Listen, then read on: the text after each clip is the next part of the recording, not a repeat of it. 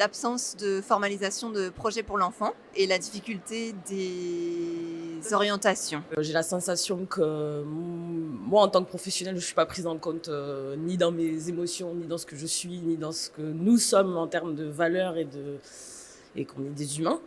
Des groupes de 15 enfants, donc la prise en charge est de plus en plus compliquée à assurer. On aimerait apporter plus pour les enfants, chose qu'on ne peut pas faire. Le manque d'éducateurs et le turnover au sein des équipes est une vraie problématique. Turnover d'équipe important, un manque de personnel diplômé et investi, problème réel de recrutement. On valide des embauches de personnes non qualifiées de plus en plus. C'est qu'on manque de places d'établissement, de familles d'accueil et qu'il y a très peu de travail avec la pédopsychiatrie, il y a très peu d'établissements de soins. Je travaille en foyer d'accueil d'urgence et ce que je trouve compliqué, ce serait vraiment l'accès aux professionnels de santé. Des difficultés avec l'accueil d'enfants qui ne peuvent pas vivre sur un collectif et qui mettent à mal effectivement l'ensemble des enfants qui peuvent être accueillis. Et l'accueil d'enfants avec des troubles du comportement ou troubles psychiques, psychotiques, psychiatriques importants qui mettent en danger du coup des enfants qui sont à la base accueillis pour des mises en danger au domicile.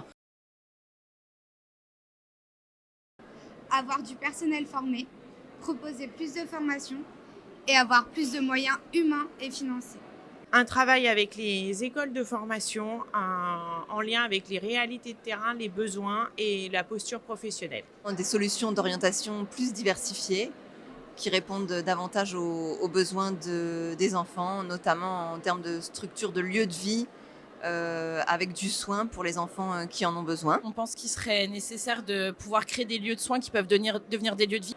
L'ouverture des postes de soins au sein de nos établissements. Des groupes plus petits pour être plus proches des enfants. L'abandon de gros foyers, donc ce qui permettra aussi de réduire concrètement les effectifs. On est les oubliés du Ségur. Revenir un petit peu sur le confinement et la prime Covid que nous n'avons jamais eue, pour lesquelles les professionnels se sont mobilisés. On s'est même assis sur la réglementation du travail puisque nous enseignions des journées de 7h à 21h, 3 jours de suite par semaine. On a une solution toute simple, c'est qu'il faudrait que la considération du métier change. Alors forcément au niveau salarial, ça, il n'y a pas photo. Mais aussi dans la représentation qu'on peut en donner au monde civil. Besoin de mettre en lumière en fait le quotidien d'un éducateur spécialisé pour qu'il soit enfin valorisé à la hauteur des attentes et des besoins des enfants. Voilà.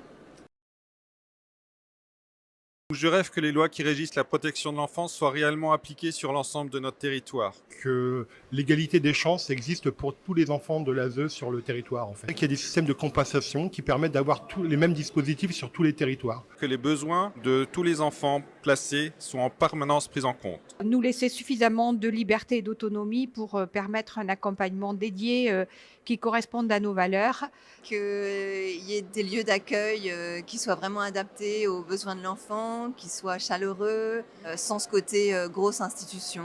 Que les protocoles d'admission de départ soient respectés dans un esprit de bienveillance. Que les accueils d'urgence restent des accueils d'urgence et pas des accueils qui durent dans le temps. Que chaque enfant placé bénéficie d'un temps d'accompagnement individualisé conséquent. Des structures qui soient davantage médico-sociales pour vraiment accompagner le besoin des enfants dans leur intégralité. Que la protection de l'enfance devienne un secteur attractif pour des professionnels qualifiés et expérimentés. Je rêve enfin que chaque enfant placé soit pris en charge avec la même exigence que s'il s'agissait de notre propre enfant. Qu'il n'y ait plus besoin de ces établissements, ou en tout cas beaucoup moins de besoin d'établissements d'accueil d'urgence, parce qu'il y aurait tout un système de réelle prévention et de réel accompagnement des familles et des besoins de la population en amont du placement. C'est qu'ils prennent en compte l'humain, tout bêtement. Voilà.